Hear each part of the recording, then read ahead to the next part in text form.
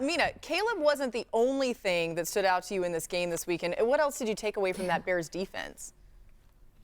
Yeah, if we were playing highlights of Caleb on offense, if we were to do it on defense, it would be Kyler Gordon, who really took over this game on defense for them when he was in. Their starting nickel, just flying around, making incredible open field tackles, blowing up screens.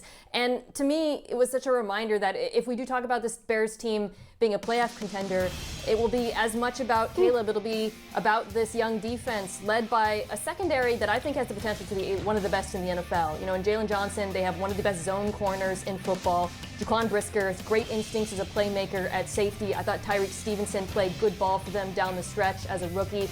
But Gordon, that type of physical nickel who can cover and fit the run so well is so valuable in today's NFL. And to me, such a key to this secondary leading this defense once again this year to finishing strong. Okay, so it is actually a really great point. Let me see if I can get a little bit more flattering of a pause. Whatever. She got her eyes closed. So, okay. It's interesting because obviously Caleb Williams is getting so much of the hype, so much of the attention. And a lot of people see it, and it seems like Chicago Bears fans don't love this, but it does seem to be the general consensus. It's not my, personal opinion. It's just what the general consensus is that Eberflus will be gone if the Chicago Bears underperform, especially Caleb Williams. And because of that, people aren't really then, I feel like, asking themselves, what if Eberflus is truly an elite defensive head coach? We talk a lot about elite offensive head coaches, even elite offensive coordinators for that matter. Right? We talk about these geniuses of the Sean McVay, the Shanahans, the Shane Steichens, of course, the Andy Reids. But we don't do that as much anymore defensively because the league has become more offensively driven. Just the way how the rules have, effectively been rewritten. It's offensive. It's offense. Tom Brady himself has even talked about that, at the end of his career, he's made, he threw the ball in spots that he would have never dreamed of doing because, the rules changed and made it easier for him to do that and safer for the players for them to do that. There was no longer a risk for one of his big players to get kind of, knocked out of the game, thrown in the middle of the field way more. And that's obviously deadly accurate. And obviously I'm going to take Tom Brady's, word for it. So it makes sense that offense has, taken the mantle for so many people to focus on, because you got to get it right. It's brutal now in modern football to really be a defensively led team. I do think that the Chiefs were very much defensively led last year, but make no mistake about it, when they needed Patrick Mahomes and Andy Reid for that matter to do that, to be them, to out coach and to take it to that next level, they were able to do that. I do not think the Kansas City Chiefs win the Super Bowl if they have, not Patrick Mahomes and not Andy Reid, that duo right there. So even under the great circumstances of an elite defense, and look at the Ravens. The Ravens had an elite defense, but I think they were absolutely outcoached offensively, and they couldn't get Lamar Jackson, across the line. That matters.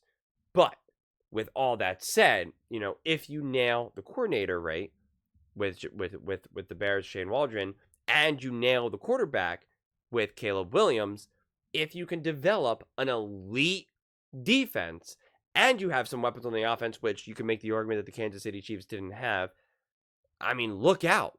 Caleb Williams' job would be more about just not putting yourself in a deficit, just not putting pressure on the defense. Understanding, hey, this defense, we got Eberflus. He's proven to be an elite defensive mind. And that trend of 15.5 points per game in the final 6 seasons, in the final 6 game of the season, is going to continue, right? We're going to average 15 to 18 at most, 19 points, giving up points. You just need to be smart. We know you could do the razzle dazzle. We know you could do everything under the sun.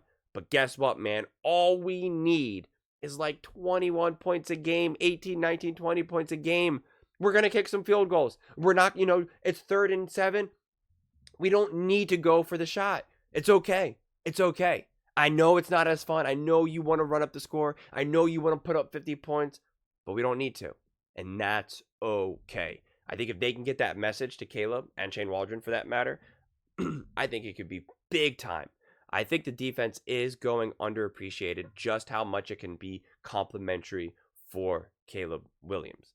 And outside of things like obviously like having an offensive line, the best friends for a quarterback can be a great defense and a run game, right? Establishing the run game just opens up everything. And sometimes you just do need to be able, especially when you're a rookie quarterback, when lots of things are happening, it can just be like, I just need to be able to hand the ball off and get 5, 6, 7, maybe even like, a bigger run, 15, 20-yard run, because it just like takes some of that pressure off. You're just not forced to just throw, and the defense can handle it, as well as having defense on your side so you don't feel that you have to keep putting up 28 plus points game after game after game. You can run the ball more. You can control the clock more. You can do some short passing because you just need to kind of slowly move the chains and kind of keep it going.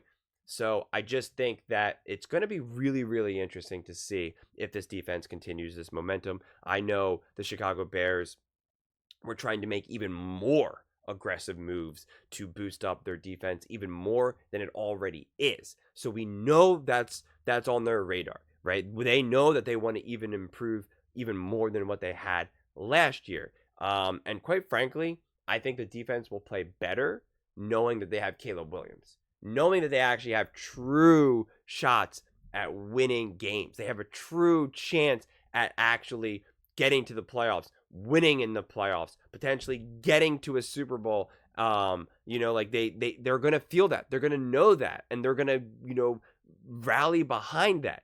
I understand they like Justin Fields. I understand that.